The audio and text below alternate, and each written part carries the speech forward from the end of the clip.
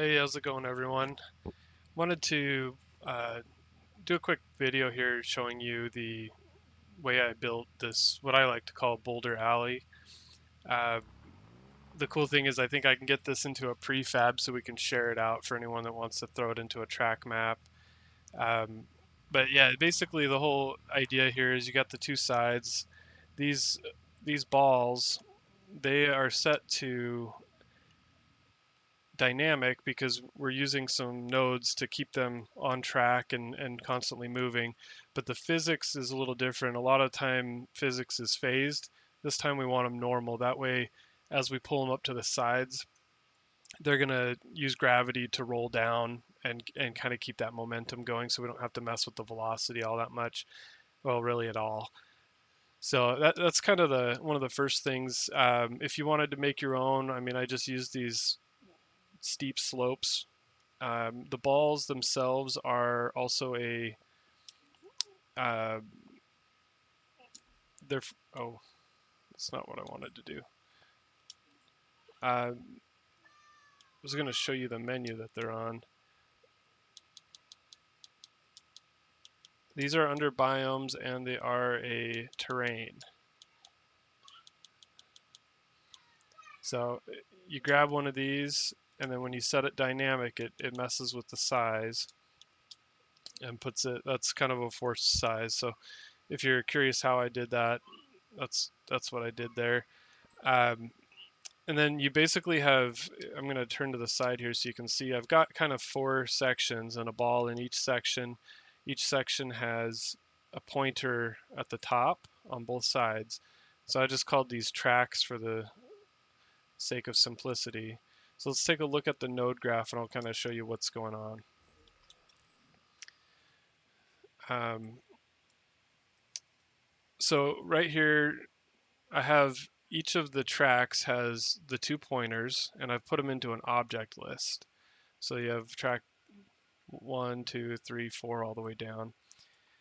If you wanted to do a longer section of this, you're going to have to add more tracks and obviously more balls, more pointers, everything.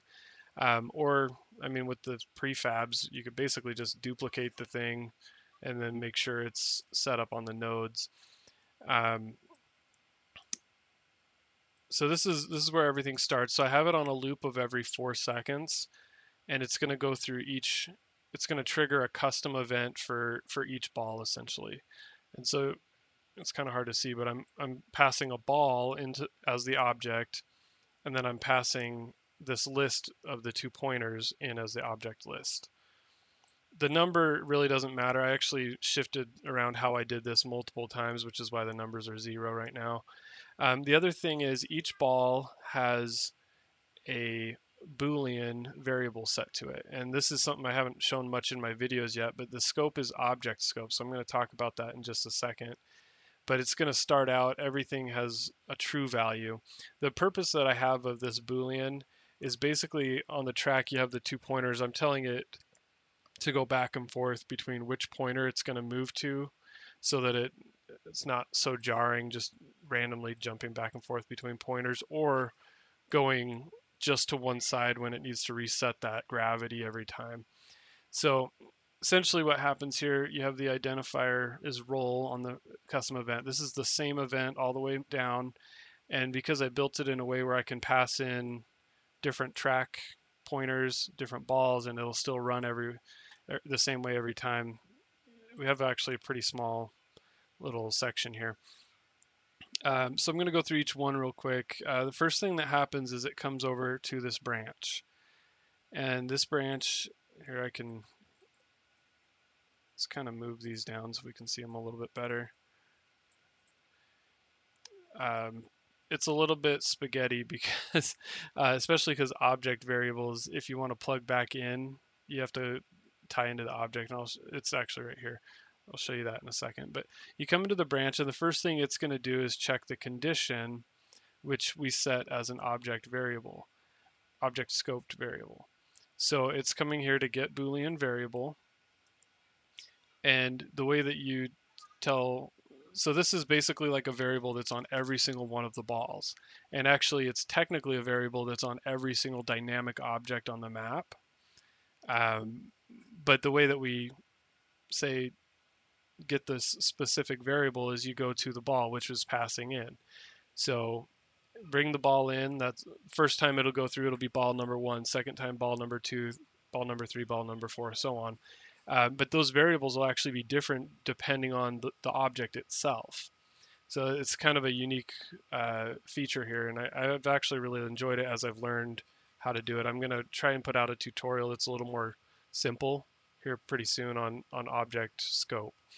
But either way, so you pull in the ball's either going to be true or false, and it's then going to, go upward if it's true and downward if it's false. And basically, we're just moving that ball up to where the pointer's at on the track.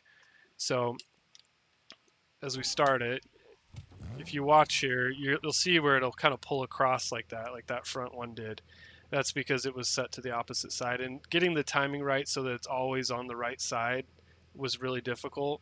But I kind of like the fact that it's normal physics, so you can still get squashed as it decides to just move across. So it can kind of catch you off guard as you're driving through. Uh, People can mess with this as we go, though. As people get more hands on, someone will probably get the timing real perfect on something like this. Um, but yeah, so basically we're just moving it over. It's grabbing a destination. Well, the destination is we passed it in as our object list. So every time it's going to come in as an object list, and I'm telling it if it goes up to the true section, you're going to get the object at number one. And if it goes to the false section, it's going to get the object at number two. So we're just jumping back and forth between these two pointers that are being passed in. And then the last thing is after we go through like true, we're going to set it to false, so it'll go false the next time and just jump back and forth. So that's basically it. I mean, we get this cool Boulder alley. Try and drive through it in a racetrack without getting squashed. Uh, One thing I figured out is if you want it to be a little harder, you can you can just grab all these. You have to grab everything on one side, even the pointers. And we'll grab those too. Those are just barriers to keep people from driving up out of it. But it's glitching. But or maybe I duplicate that at some point? I don't know. But you can basically just squeeze it shut a little further. Let's see what happens. I think that's glitched, but make it a little less room to drive through, essentially. But yeah, that's it. Once retail comes out, if I can figure out a way to get this into the retail build, I'll share this out as a prefab. Otherwise, we can always just remake it when we're ready for it.